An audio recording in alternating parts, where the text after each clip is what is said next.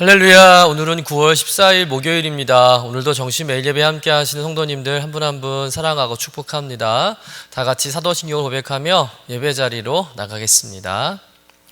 전능하사 천지를 만드신 하나님 아버지를 내가 믿사오며 그 외아들 우리 주 예수 그리스도를 믿사오니 이는 성령으로 잉태하사 동정녀 마리아에게 나시고 본디오 빌라도에게 고난을 받으사 십자가에 못 박혀 죽으시고 장사한 지 사흘 만에 죽은 자 가운데서 다시 살아나시며 하늘에 오르사 전능하신 하나님 우편에 앉아 계시다가 저리로서 산 자와 죽은 자를 심판하러 오시리라. 성령을 믿사오며 거룩한 공예와 성도가 서로 교통하는 것과 죄를 사하여 주시는 것과 몸이 다시 사는 것과 영원히 사는 것을 믿사옵나이다. 아멘. 다 같이 찬송가 336장입니다. 환난과 핍박 중에도 우리 함께 찬송하겠습니다.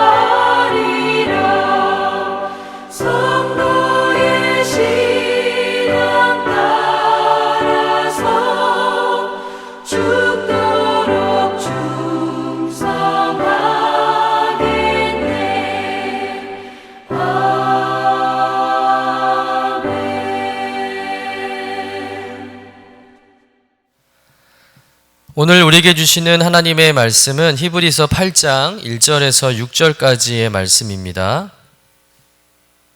함께 받들어 읽겠습니다. 지금 우리가 하는 말의 요점은 이러한 대제사장이 우리에게 있다는 것이라. 그는 하늘에서 지극히 크신 이의 보좌 우편에 앉으셨으니 성소와 참 장막에서 섬기는 이시라. 이 장막은 주께서 세우신 것이요 사람이 세운 것이 아니니라. 대제사장마다 예물과 제사 드림을 위하여 세운 자니 그러므로 그도 무엇인가 드릴 것이 있어야 할지니라. 예수께서 만일 땅에 계셨더라면 제사장이 되지 아니하셨을 것이니 이는 율법을 따라 예물을 드리는 제사장이 있음이라.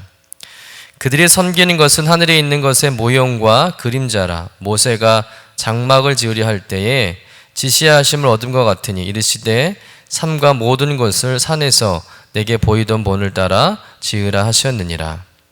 그러나 이제 그는 더 아름다운 직분을 얻으셨으니 그는 더 좋은 약속을 세우신 더 좋은 언약의 중보자시라.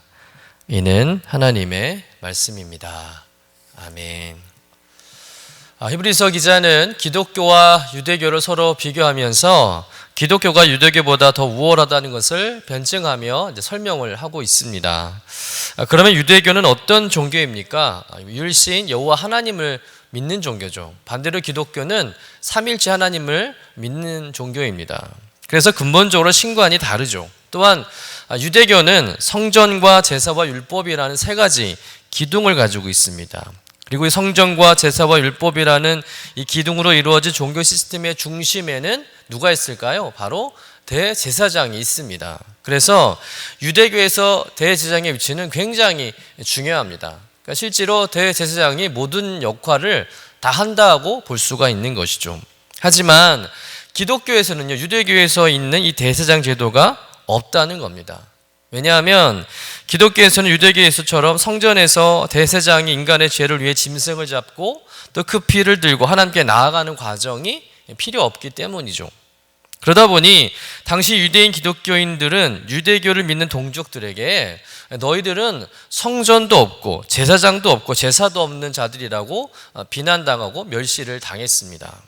또 유대인 동족들에게 다시 유대교로 돌아오라는 회유도 계속 받게 되죠. 안 그래도 로마 황제의 핍박으로 인해서 힘든데 유대인들까지 가세해서 비난하고 회유하니까 믿음이 약한 성도들이 다시 유대교로 돌아가는 일들이 많이 있었던 것입니다.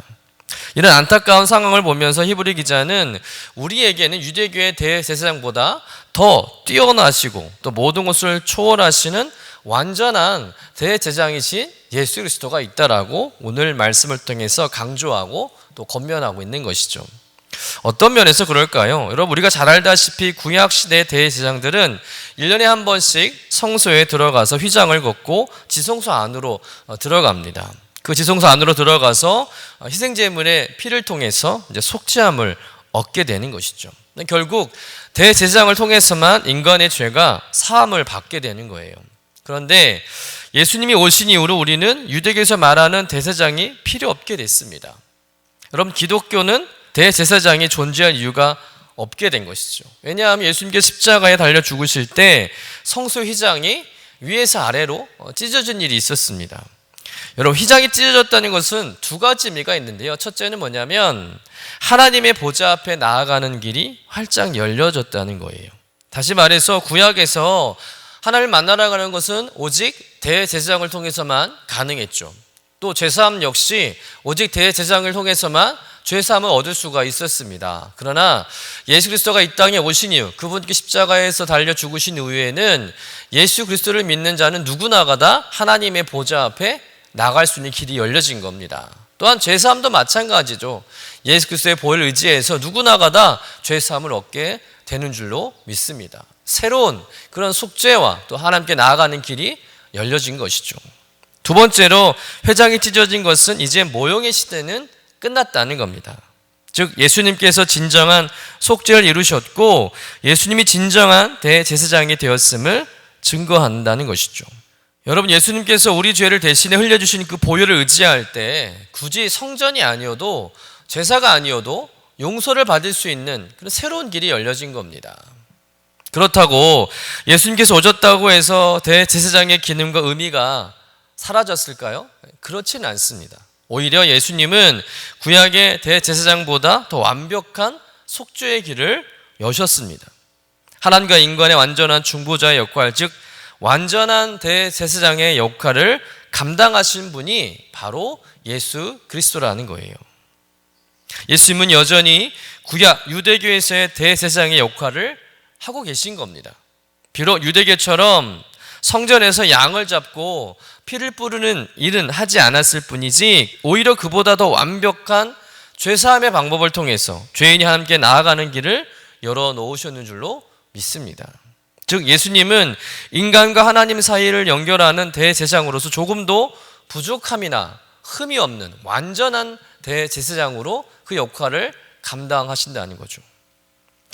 여러분 생각해 보시길 바랍니다. 구약의 대제사장을 통해서 드려지는 속죄 제사는 완전하지 않았어요. 그래서 속죄 제사는 해마다 드려야 했습니다.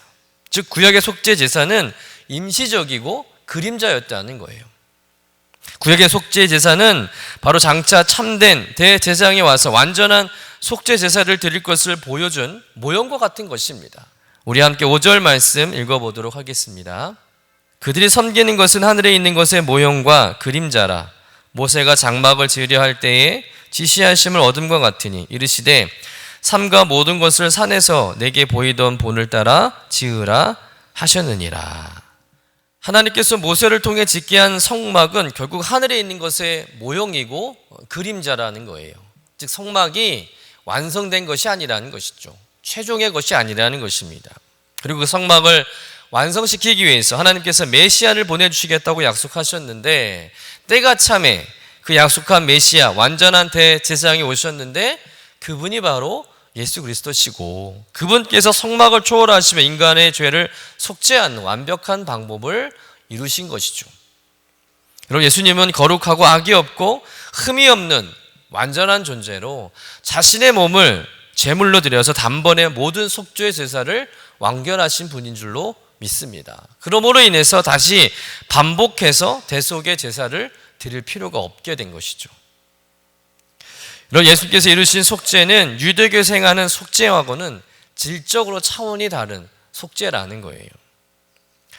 여러분, 게다가 더 중요한 것은 하나님은 옛 언약이 아니라 새 언약을 통해서 구약의 대제사장을 폐하시고 새로운 대제사장을 세우셨습니다.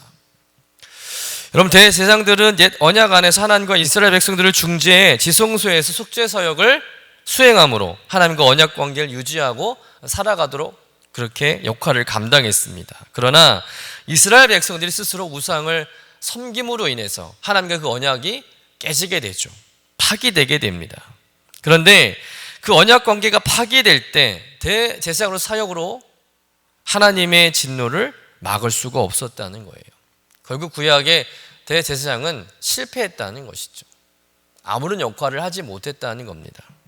하지만 하나님은 하나님의 백성을 사랑하셔서 새 언약을 맺어주시죠.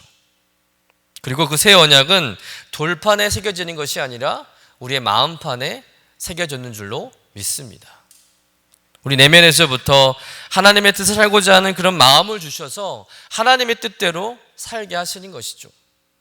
또 그렇게 사는 성도들은 하나님과 새 언약의 관계를 맺게 되는 것입니다.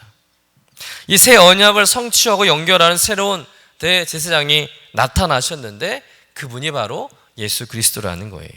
즉 새 언약은 예수 그리스도의 피로 세워진 언약인 줄로 믿습니다.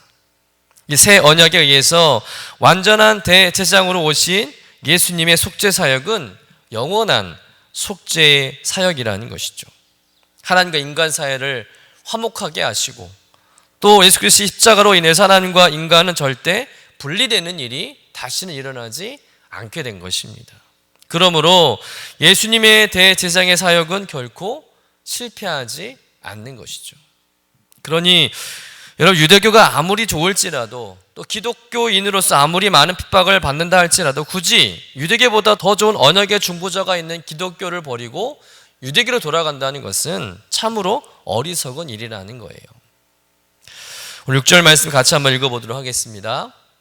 그러나 이제 그는 더 아름다운 직분을 얻으셨으니 그는 더 좋은 약속으로 세우신 더 좋은 언약의 중보자시라. 여러분, 더 좋은 새 언약으로 세워진 더 좋은 언약의 중보자가 바로 예수 그리스도인 줄로 믿습니다. 여러분, 예수님의 대제사장직은 정말 막강합니다. 우리가 어떤 죄를 지었을지라도 하나님께 나아갈 수 있는 놀라운 은혜를 우리는 예수님을 통해서 얻게 되었다는 것이죠. 그러므로 어떤 시험에도 흔들리지 마시고 예수님을 의지해서 날마다 늘 하나님의 은혜 보좌 앞에 담대히 나아가시는 저와 여러분 되시기를 주님의 이름으로 간절히 축원합니다. 여러분, 우리가 사는 이 시대에는 유대교 회의와 핍박 같은 것은 존재하지 않죠. 그러나 초대교회 성도들이 경험했던 그 배교의 유혹은 여전히 존재합니다. 예수님을 온전히 붙잡으려 하기보다는 죄와 적당히 타협하고 싶은 유혹이 있고요. 하나님의 말씀보다 세상의 편리와 유행을 따라가고 싶은 욕망이 우리 안에 여전히 있을 수 있습니다.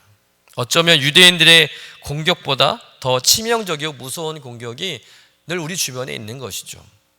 여러분 그것을 느낄 때마다 오늘 말씀을 기억하시기를 간절히 축원합니다. 죄의 열매보다 세상의 편리와 세상의 힘과 권력보다 우리 주님을 붙잡는 것이 더 우월한 선택이고 믿음이라고 생각합니다. 이 사실을 기억하면서 새 언약의 중보자 대신 예수님 온전히 믿고 따라가는 저와 여러분 되시기를 주님의 이름으로 간절히 축원합니다. 기도하겠습니다. 하나님, 제 힘으로 감당할 수 없는 죄를 해결해 주시고 또한 새 언약으로 하나님의 자녀가 되게 해주시니 감사드립니다. 더 좋은 언약으로 더 선한 길로 인도하시는 분이심을 보게 하시니 하나님께서 택하여 주신 그 은혜가 얼마나 크고 감사한지를 더 깊이 깨닫는 저희들 되게 하여 주옵소서.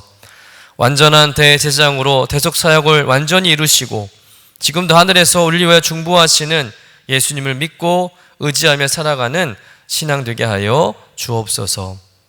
가끔씩 악인들의 올무가 있고 또 멸망의 길로 유혹함이 있더라도 그때마다 말씀을 의지하며 우리 인생의 등불 되시는 주님만 붙잡는 믿음을 허락하여 주옵소서. 이 세상 그 어떤 것보다 주님만이 더 좋은 대제사장이요 더 좋은 새 언약을 주신 분임을 항상 고백하는 성도 되게 하여 주옵소서. 오늘 하루의 삶도 주님께 의탁합니다.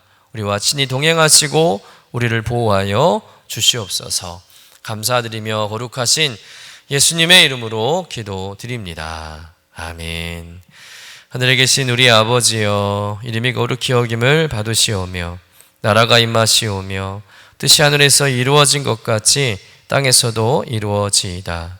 오늘 우리에게 일용할 양식을 주시옵고 우리가 우리에게 죄 지은 자를 사하여 준 것 같이 우리 죄를 사하여 주시옵고 우리를 시험에 들게 하지 마시옵고 다만 악에서 구하시옵소서. 나라와 권세와 영광이 아버지께 영원히 있사옵나이다. 아멘.